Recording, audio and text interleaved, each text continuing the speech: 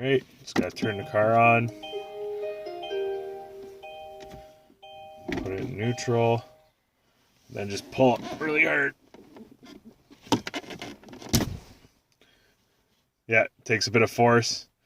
Get it off. Then this whole center piece does lift out.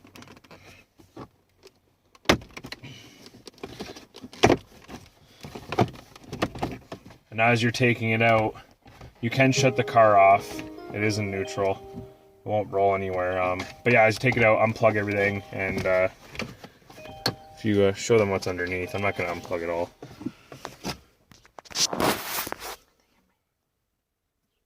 All right. There you go.